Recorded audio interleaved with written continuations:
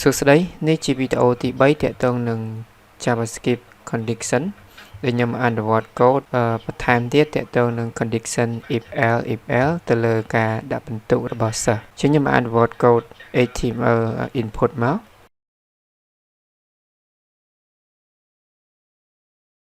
ចឹងបន្ទាប់ពីខ្ញុំអនុវត្តកូដ HTML ហើយចឹងអ្នកទាំងអស់គ្នាអាច pause វីដេអូមុននឹងបន្តិចមកអនុវត្ត HTML ឡើងមកអូខេចឹងបន្ទាប់ពីអ្នកទាំងអស់គ្នាអនុវត្តហើយចឹងខ្ញុំចូលមកតាក់ទងនឹង condition JavaScript របស់ខ្ញុំមកយើងមកចឹងនេះខ្ញុំប្រកាស con ទៅ get យក ID របស់អីគេ score import មកឬក៏ប៊ូតុងget ប៊ូតុងនេះចឹងខ្ញុំ get btn element document get ID របស់ខ្ញុំគឺកន្លែងនេះ grade គេចឹងខ្ញុំ tab វាមកចឹងដោយសារតែកន្លែងហ្នឹងគឺ tab ចឹងខ្ញុំ control set មួយមកគេចឹងខ្ញុំទៅយក copy នេះបោះវាចូលតមកទៀតខ្ញុំដាក់ get element ដាក់ add គេ event ចឹងខ្ញុំដាក់ click មកអញ្ចឹងនៅពេលដែលខ្ញុំដាក់ក្នុងនេះគឺ click ទៅខ្ញុំទទួលបាន value អញ្ចឹងដើម្បីយក value របស់វាអញ្ចឹងខ្ញុំយក con score អញ្ចឹងខ្ញុំដាក់ s មក document get element by id អញ្ចឹង id input របស់យើងគឺ score input អញ្ចឹងខ្ញុំបោះគេ value មកចឹងកន្លែងនេះខ្ញុំ convert វាទៅយក number ហើយមកចឹងទាក់ទង output ខាងក្រោម output របស់យើងគឺអីគេ get result ចឹងខ្ញុំ copy មក con យក out មក document get ដោយសារតែនេះគេ id ត្រូវហើយអានេះគឺខ្ញុំ validate is not number if មិនដោយសារតែកន្លែងនេះគឺយើងបានបោះវាជា number ហើយចឹងខ្ញុំដាក់ number is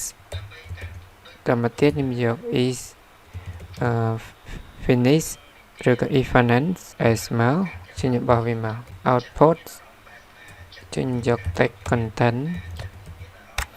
ចឹងខ្ញុំ tab មកអូខេចឹងខ្ញុំ tab មួយទៀតចឹងខ្ញុំ tab ឧទាហរណ៍កន្លែងនេះខ្ញុំវាយយកចឹងខ្ញុំវាយអីអត់ចេញចឹងខ្ញុំវាយសក់ e មកខ្ញុំយក get grade បោះមកវាអត់ចេញទាក់ទងនឹង import ចឹងមកវាអត់ចេញខ្ញុំ lock កន្លែងនេះមកចឹង lock របស់ខ្ញុំកន្លែងនេះគឺវា0គេដោយសារតែវាបានគេវាបាន override ពីលើហើយចឹងខ្ញុំទៅយក concept ខាងលើមកអូខេកន្លែងនេះគឺខ្ញុំយក pass in ឬក៏មួយទៀតកន្លែងនេះខ្ញុំអត់យក number ទេខ្ញុំដាក់វានេះមកចឹងនេះខ្ញុំដាក់ e enter គេចឹងខ្ញុំ e enter console log s អត់បាន value s មកចឹងខ្ញុំដាក់ e get score ចឹងដោយសារតែកន្លែងហ្នឹងគឺខ្ញុំដាក់ import វា number ចឹងនៅពេលដែលខ្ញុំទទួលបោះតម្លៃចូលទៅគឺវាអីគេវា undefined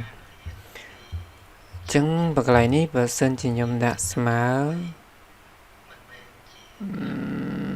empty ខ្ញុំដាក់អក្សរ e មើលអូខេចឹងបើវា true បើសិនជាវា true ចឹងខ្ញុំដាក់លក្ខខណ្ឌកន្លែងនេះមួយទៀតមកឬក៏ s ស្មើ empty អូខេ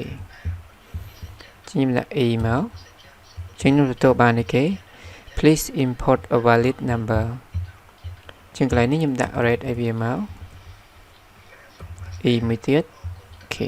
please import a valid number នេះខ្ញុំ return វាចោល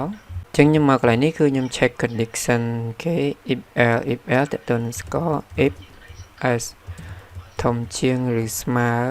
90 content មក grade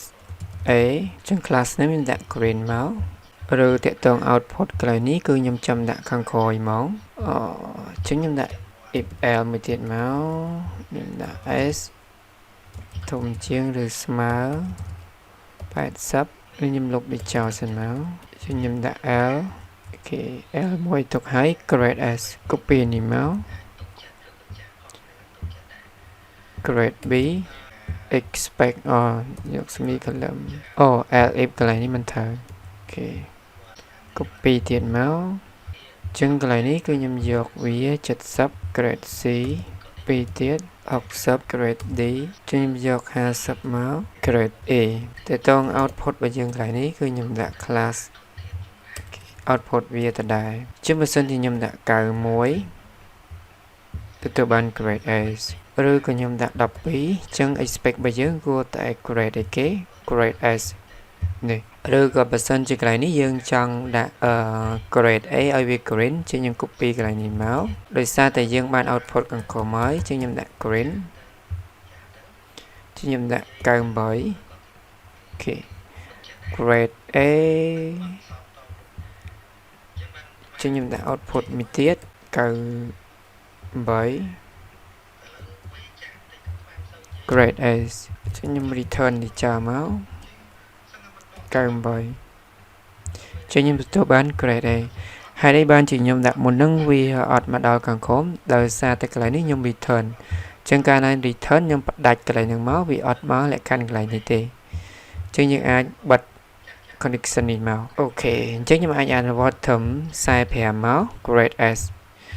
ឬក៏តាក់ទងកន្លែងនេះយើងចង់ដាក់វាពណ៌ក្រហម grade A ចឹងយើងដាក់មកដាក់ red